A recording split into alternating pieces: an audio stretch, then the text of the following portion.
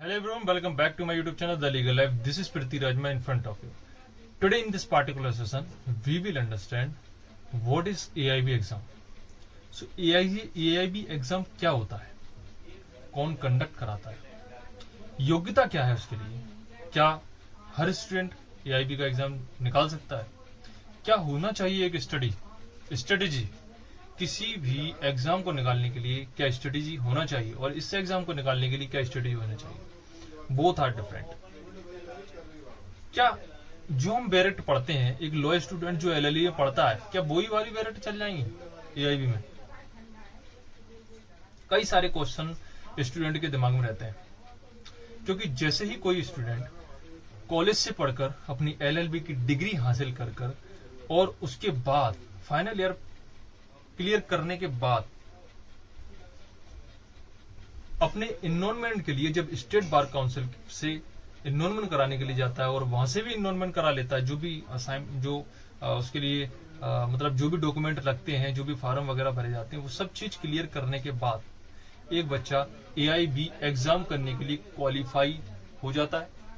Yes, जब वो state bar council का जो इनरोलमेंट है किसी भी स्टेट में, जैसे आप किसी भी स्टेट के स्टूडेंट हैं, MP के हैं, छत्तीसगढ़ के हैं, राजस्थान के हैं, किसी के भी हैं, हर एक स्टेट में स्टेट बार काउंसिल होती है जहां पर इनरोलमेंट कराना होता है, जहां से आपको एक नंबर मिलता है। उस नंबर के आधार पर आप वकालत को करते हैं, अपनी एडवोकेसी को आगे बढ़ाते हैं। उस तारीख से जिस दिन आपको प्रोविजनल सनद मिलती है, जिसको एक आम भाषा में अगर देखा जाए कोर्ट वाली भाषा में, तो उसको कहते हैं सनद। जब स्टेट बार काउंसिल आपको सनद देता है तो उस पर एक इनरोलमेंट नंबर रहता है और उसमें एक वो डेट भी लगी रहती है कि जैसे आपने इनरोलमेंट प्राप्त किया, जिस दिन आपने इनरोलमेंट प्राप्त किया उससे AIB के एग्जाम तक 2 साल का डिफरेंस होता है। इस 2 साल के अंदर अंदर आपको AIB क्लियर करना होगा। अगर आपने 2 साल के अंदर अंदर AIB क्लियर नहीं किया है तो आपका स्टेट बार काउंसिल का जो लाइसेंस है उसको सस्पेंड कर दिया जाएगा, मतलब एक तरीके से सरेंडर कर दिया जाएगा। जब आप AIB का एग्जाम निकाल लेंगे उसके बाद उसको आपको रिन्यू कराना पड़ेगा दोबारा, तो उसके लिए जो भी एनुअल फीस वगैरह लगती है वो आपको देना होगा। तो AIB एग्जाम के लिए सबसे पहली बात ये आती है कि ये एग्जाम क्या होता है, कौन कंडक्ट कराता है। तो ये बार काउंसिल ऑफ इंडिया, जो हमारी बार काउंसिल ऑफ इंडिया है, वो कंडक्ट कराती है AIB का एग्जाम। AIB का एग्जाम इसलिए कंडक्ट कराया जाता है कि जो स्टेट बार काउंसिल है हमारा, उससे जो टेम्परेरी हमारी सनद बनती है उसको परमानेंट करने के लिए ऑल इंडिया बार काउंसिल से, अगर कहें सीधी बात कि COP प्राप्त करने के लिए, सर्टिफिकेट ऑफ प्रैक्टिस, आने वाली वीडियो में मैं सर्टिफिकेट प्रैक्टिस के भी इसके लिए भी वीडियो बनाऊंगा। तो सर्टिफिकेट ऑफ प्रैक्टिस का जो सर्टिफिकेट मिलता है, COP मिलती है, उसको प्राप्त करने के लिए आप AIB के एग्जाम को देते हैं। तो उसको प्राप्त करने का मतलब एक तरीके से अपनी जो वकालत है, एडवोकेसी, उसको परमानेंट बनाने के लिए, जो हमारा टेम्परेरी है उसको परमानेंट बनाने के लिए आपको AIB एग्जाम क्वालिफाई होना चाहिए। तो एग्जाम क्वालिफाई करने के लिए आपको एग्जाम पैटर्न, सबसे पहली बात मेन बात ये आती है कि एग्जाम पैटर्न क्या है। एग्जाम पैटर्न अगर देखा जाए तो टाइम ड्यूरेशन कितना होता है, उस एग्जाम को निकालने के लिए आपको कितना समय मिलेगा, आप कितने समय में वो उस एग्जाम को क्लियर कर पाएंगे। तो 3 घंटे का समय टोटल आपको ओवरऑल 3 आवर्स का टाइम मिलता है, जिसमें आपको उस एग्जाम को कंडक्ट करना होता है। उस एग्जाम के जितने भी MCQ है, जितने MCQ का मतलब है, MCQ इसमें होते हैं टोटल 100 MCQ में से अगर आप 70 MCQ भी अप्रोक्सली, अगर नॉर्मल स्टूडेंट देखा जाए, अगर आप जुडिशरी एक्सपीरियंट हैं तो 100 में से 70 MCQ तो आप वैसे ही क्लियर कर लेंगे। उसके बाद आता है मार्क्स, तो 100 नंबर, 100 MCQ 100 नंबर के, तो एक MCQ 1 नंबर का होता है, यानी टोटल नंबर ऑफ क्वेश्चन आते हैं 100, जिसमें से एक क्वेश्चन 1 नंबर का, तो 100 क्वेश्चन 100 नंबर के हो जाते हैं। जिसमें से क्वालिफाई करने के लिए आपको, अगर जनरल या OBC के लिए देखें तो 40% क्वालिफाई मार्क्स होते हैं, और SC ST कैटेगरी जो रिजर्वेशन कैटेगरी आती है उसके लिए 40% मार्क्स आपको क्वालिफाई करना होते हैं। उसके बाद क्या ये एग्जाम में आपको पढ़ना पड़ता है? हाँ, तो बेसिकली आपको पढ़ना पड़ेगा। इसमें टोटल आई थिंक टोटल से 12 से 13 बैलेट आपको प्रेफर करना पड़ेगी। और ये एग्जाम जो होता है वो ओपन बुक एग्जाम होता है। ओपन बुक एग्जाम का मतलब है आप बैलेट एग्जाम सेंटर पर ले जा सकते हैं। लेकिन उन बैरेक्टों को जो वहां अलाउ होंगी वो बैरेक्ट कौन सी होंगी, वो विदाउट शॉर्ट नोट्स वाली होना चाहिए।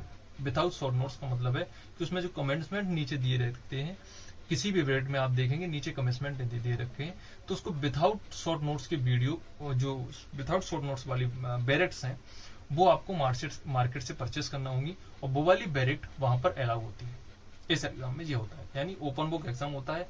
कि ये ऑनलाइन होता है कि ऑफलाइन होता है, तो जी हाँ, ये ऑफलाइन एग्जाम होता है, जिसमें आपको एक पेन मिलती है, एक आपको OMR शीट मिलती है, जिसमें आप जो ABCD 4 ऑप्शन होते हैं उसमें से आपको कोई ना कोई एक गोला भर के आपको वो ऑप्शन को टिक करना होता है। उसके बाद मैं आगे आऊं कि इसका सिलेबस क्या होता है। तो सिलेबस के लिए मैंने ये PDF, एक तरह की मैंने PDF ये बना देखी है।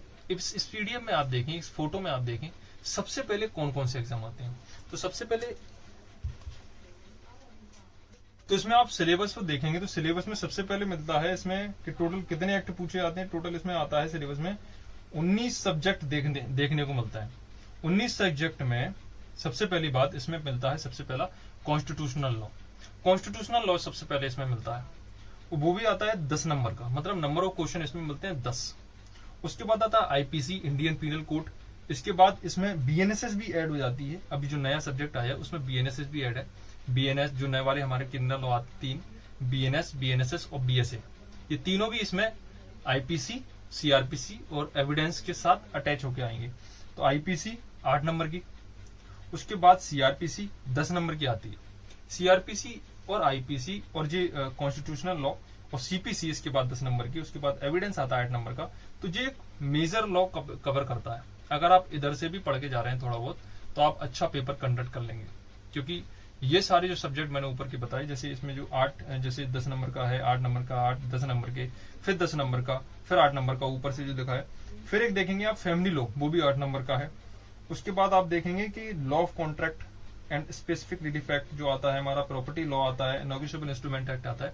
ये भी टोटल मिला के ओवरऑल हमारे 8 नंबर के आते हैं, जो कि इसमें दिया गया 17 नंबर का। तो 17 नंबर आप देखें इसमें दिया। इसके बाद कई सारे एक्ट आते हैं, जैसे 6 से स्टार्ट होता है alternative dispute redressal including arbitration act, 4 number का आता है। फैमिली लॉ जो मैं बता दिया है 8 नंबर का आता है। उसके बाद 8 नंबर पर public international interest, public interest litigation मतलब PIL भी इसमें आती है 4 नंबर की। उसके बाद 9 आर्बिट्रेशन लॉ आता है 3 नंबर का। उसके बाद 10 में आता है professional ethics, cases of professional misconduct under bar as council of India rules, 4 number का। उसके बाद 11वें नंबर पे आता है कंपनी लॉ। कंपनी लॉ भी इसमें आता है। कंपनी लॉ एक मेजर एक्ट है, तो इसमें से आप थोड़ा बहुत भी पढ़ के जा रहे हैं। मेजर जो कंडक्ट इसमें देखने को मिलते हैं, तो वो भी। 12 नंबर पे एनवायरमेंट लॉ भी आता है। एनवायरमेंट लॉ आता है तुम्हारा 2 नंबर का। उसके बाद साइबर लॉ आता है 2 नंबर का। लेबर इंडस्ट्रियल लॉ आता है 4 नंबर का। उसके बाद law contract including motor vehicle act, consumer protection act 5 number का आता है। लॉ ऑफ रिलेशन टैक्सेशन से रिलेटेड जो लॉ है उससे जो 4 नंबर का आता है। उसके बाद जो 17 नंबर पर दिया गया लॉ ऑफ कॉन्ट्रैक्ट, तो वो टोटल मिला के ये सारे जो सिविल हमारे माइनर में एक्ट आते हैं वो सब 8 नंबर के आते हैं टोटल मिला के। लैंड एक्विजिशन एक्ट जो आता है वो 2 नंबर का आता है। उसके बाद 19 जो लास्ट हमारा सब्जेक्ट मिलता है वो आता है इंटेलेक्चुअल प्रॉपर्टी लॉ। सो हमारा ये भी आता है 2 नंबर। तो ये था हमारा सिलेबस। उसके बाद how to start the preparation, सबसे बड़ा क्वेश्चन यही रहता है बच्चे के दिमाग में। So how to start preparation for AIB exams. So जो वाला जो क्वेश्चन है, सबसे बड़ा डिलेमा इसी क्वेश्चन का रहता है बच्चे के अंदर, स्टूडेंट के अंदर, लॉ स्टूडेंट के अंदर। जैसे भी LLB की वो निकल के आता है और स्टेट बार काउंसिल का वो इन्होंने कराता है, सबसे बड़ा क्वेश्चन यही रहता है कि हम इस प्रिपरेशन कैसे करें। तो ये सब इसकी जो क्राइटेरिया है वो सब चीज ये रहता है, इसका सिलेबस वगैरह जो भी है। इसके बाद how to prepare. So prepare करने के लिए आपको सबसे पहले ये देखना चाहिए कि प्रीवियस ईयर क्वेश्चन क्या पूछे गए। सबसे मेन अगर कॉन्सेप्ट आपको देखने को मिलेगा, तो सबसे महत्वपूर्ण चीज ये है कि आप 10 दिन तो ये वाले एक्ट को पढ़ें, मतलब एक दिन हर एक एक्ट को दें, थोड़ा थोड़ा हर चीज को प्रेफर करें, हर चीज को मतलब थोड़ा थोड़ा देखें। तो 19 एक्ट है, तो 19 को आपको पर डे एक एक्ट देखना है, थोड़ी सरसरी निगाह से थोड़ा थोड़ा इसको देखना है आपको। अगर आप जुडिशियल एक्सपेरेंट है तो आपको पढ़ना ही चाहिए, क्योंकि इन एक्टों को पढ़ना बहुत जरूरी है। हर एक अधिवक्ता को नॉलेज होना बहुत जरूरी है। इन सब एक्टों की जरूरत आपको कोर्ट के अंदर बेसिकली देखने को मिल जाती है। तो सब एक्ट को जानकारी होना चाहिए, अच्छे से पढ़े होने चाहिए, और इनके प्रीवियस ईयर क्वेश्चन, सबसे बड़ी बात तो यही है कि प्रीवियस ईयर क्वेश्चन बच्चा करके नहीं जाता है, इन एक्ट को ले लिया और चला जाता है अपना पेपर देने। नहीं, आपको प्रीवियस ईयर क्वेश्चनों को एक फर्स्ट प्रेफरेंस अगर मैं कहूं तो प्रीवियस ईयर क्वेश्चनों को देना चाहिए फर्स्ट प्रेफरेंस, क्योंकि प्रीवियस ईयर क्वेश्चन जो होते हैं वो सारे इसी पर डिपेंड होकर आते हैं। तो प्रीवियस ईयर क्वेश्चन पे अपनी कमांड बनाएं और इसको अच्छा करें। इसके बाद एक मॉक लगाएं, पूरे जो मार्केट में मिलते हैं, हमारे मॉक भी मिलते हैं, उन मॉकों को लगाएं, पूरे टेस्टों को लगाएं, प्रीवियस ईयर क्वेश्चन को लगाएं, और आप देखेंगे कि आप खुद पता नहीं चलेगा।